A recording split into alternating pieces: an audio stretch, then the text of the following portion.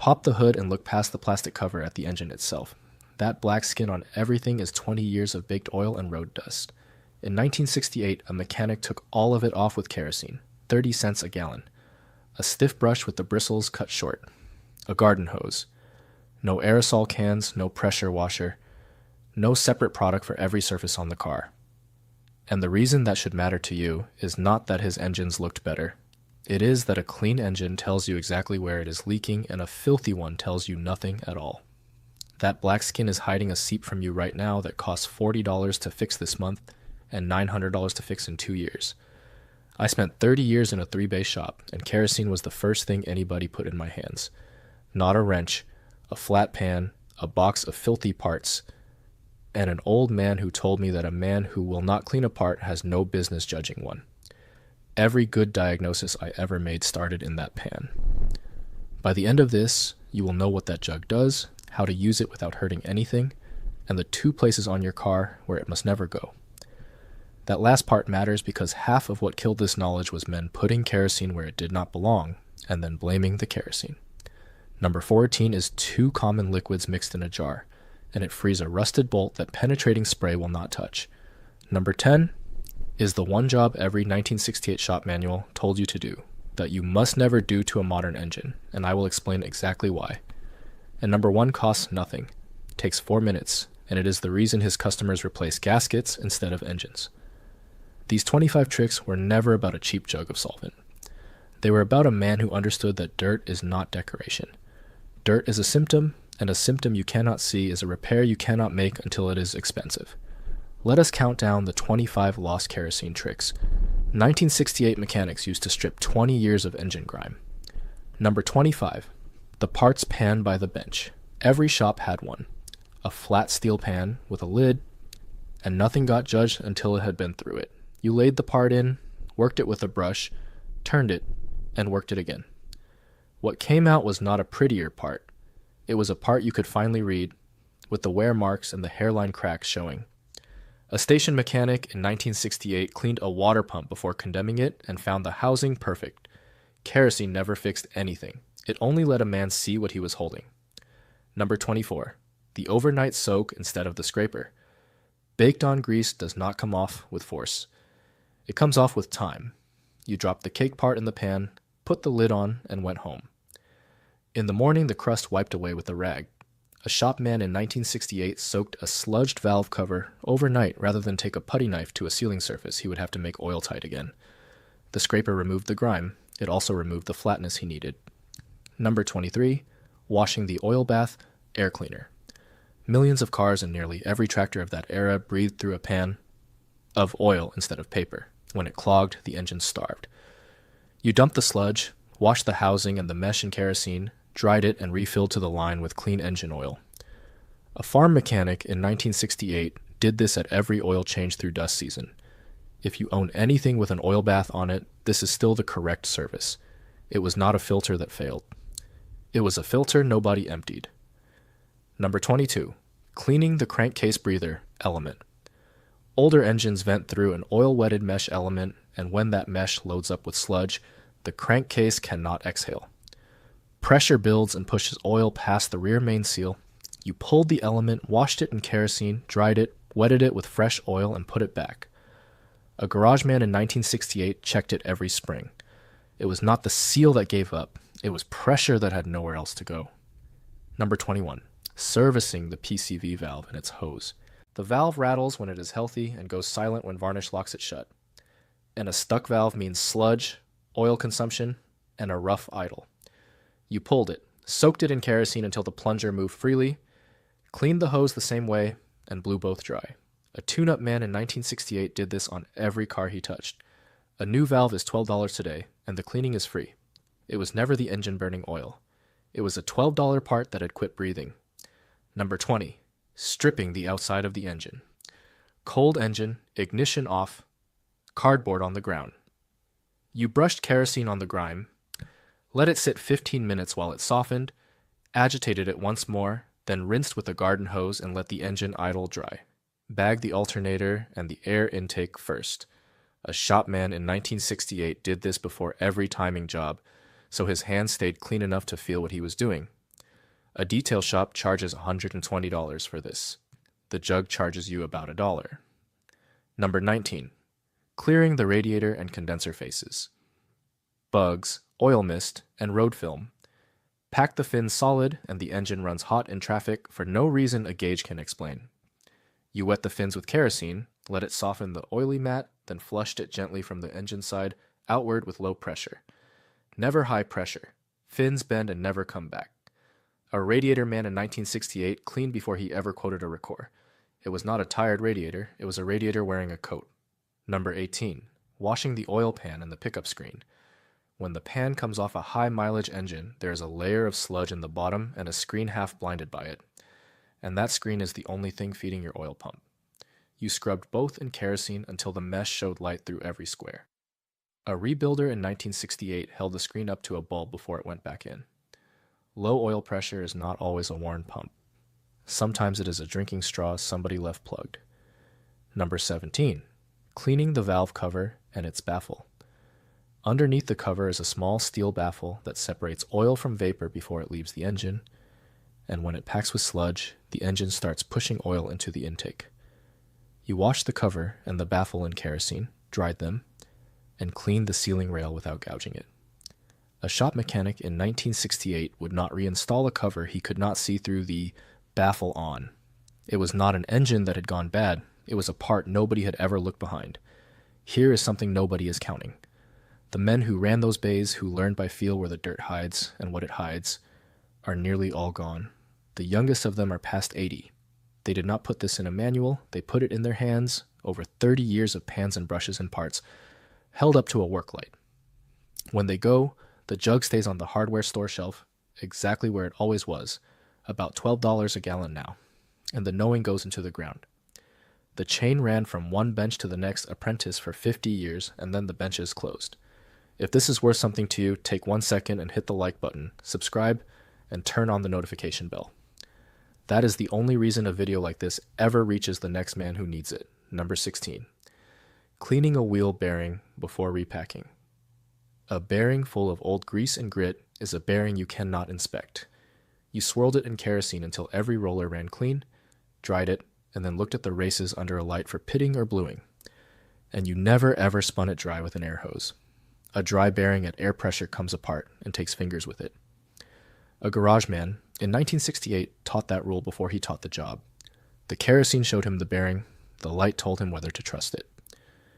Number 15. Freeing sticky linkage, cables, and hinges. Throttle linkage, hood latches, parking brake cables, and door hinges bind because of dried grease and grit, not wear. You flushed the joint with kerosene until what ran out was clean, worked it a dozen times, then oiled or greased it while it was still dry of dirt. A station man in 1968 did every hinge and latch on a car in 5 minutes. Kerosene alone leaves nothing behind that lasts. The flush is only half the job. The lubricant after it is the other half. Number 14. The kerosene and transmission fluid penetrant. 50-50 in a jar, shaken, brushed on. That mix creeps into rusted threads better than most of what sits in an aerosol can, and it costs a few cents a batch. You wet the bolt, gave it 20 minutes or overnight, tapped the head sharply a few times to break the bond, and then turned it. A mechanic in 1968 kept a jar of it on the bench with a brush in the lid. The spray promises to break the rust loose. The jar and the weight actually do it. Number 13. Soaking a seized exhaust stud.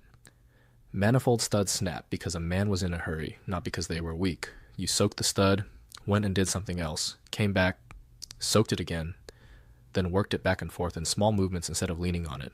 A shop man in 1968 who had drilled out one broken stud. Too many gave every rusted fastener an hour before he trusted it. 10 minutes of patience is cheap. A snap stud in an aluminum head is a day. Number 12. Lifting road tar and overspray off paint. Tar, bug residue, and stray undercoating come off with a kerosene-dampened rag and light pressure. Without the gouging a blade leaves. 2 rules. Keep it moving and never leave it sitting on paint, rubber trim, or plastic, because prolonged contact softens all 3. Then wash the panel with soap and water and wax it, because you have just stripped the wax off with the tar. A man in 1968 did this every spring. The tar came off in a minute. The protection has to go back on. Number 11. Cleaning a gasket surface, then cleaning it again. This is where most home jobs leak. Kerosene lifts the old oil and carbon beautifully, but it leaves a light, oily film behind, and no gasket sealer on Earth will bond to that. You cleaned with kerosene, dried it, then went over the surface with a residue-free solvent on a lint-free rag immediately before the sealer. A rebuilder in 1968 did both passes without thinking. It was not a bad gasket that wept. It was a surface that was clean but not dry. Number 10. The crankcase flush they all did, and you must not. Every manual of that era told you to pour thin solvent in the crankcase, idle it briefly, and drain it. It worked on splash-fed engines with non-detergent oil and loose clearances. Do not do it to a modern engine. Kerosene destroys the oil film and bearings and turbo bushings. It will not fully drain, and it breaks sludge loose in sheets that plug the pickup screen. If your engine is sludged, use a proper detergent flush or short oil intervals. Their engines forgave it. Yours will not. There's a reason nobody points you at the hardware store shelf anymore. Walk the aisle of any parts store and count the aerosol cans. Engine degreaser, brake cleaner, throttle body cleaner, penetrating oil, contact cleaner, foaming this, citrus that. $10 to $18 a piece, and half of them the same chemistry wearing different labels. Buy the shelf that does what one jug did, and you are past $80. Then take the car in instead, and a valve cover reseal is a $300 ticket, where the cleaning is a line item and the diagnosis is another. Nobody makes a payroll telling you a $12 jug and a brush would have found the leak 2 years earlier. The craft was not lost. It was made unprofitable, and then it was allowed to die. Do me one favor before we get to the top 9. Hit like, subscribe, and turn the bell on so the next one finds you. That is the entire price of this. Number 9. The 2 places it must never touch. First, brake and clutch friction. Solvent soaks into the pad and the lining, and it never fully leaves, and a contaminated pad grabs, fades, and pulls under hard braking. Second, electrical contacts, connectors, and sensors. Kerosene leaves an oily film that holds dirt and ruins a switching surface. A shopman in 1968 kept a separate rag and a separate habit for both. Every solvent on Earth has a boundary. These are the 2 that end in a wreck. Number 8. Degreasing the underbody before you protect it. Cavity wax, lanolin, and undercoating cannot stick to an oily, filthy surface, and coating over grime and moisture seals the damage in where you cannot watch it. You knock the heavy grease off the frame rails and pan with kerosene, rinsed it, let it dry completely, and then coated. A northern mechanic in 1968 did this in October, never in March. Coating a clean, dry frame buys you years. Coating a dirty one only decides whether you get to see it happen. Number 7. Dry it and oil it inside the hour. Bare steel that has just been stripped of every trace of oil will flash rust in a humid shop by the next morning. You blew the part dry, wiped it, and put a film of light oil on anything bare before you set it down. A garage man in 1968 never walked away from a cleaned part unprotected. The pan takes the grease off, something has to go back on before the air finds it. Number 6. Letting the pan settle and using it again. Dirty kerosene is not spent kerosene. You poured it into a jug and left it a week, and the grit and sludge dropped to the bottom, and the clean fluid decanted off the top for the next job. A shop in 1968 ran the same batch for months and took the sludge out once.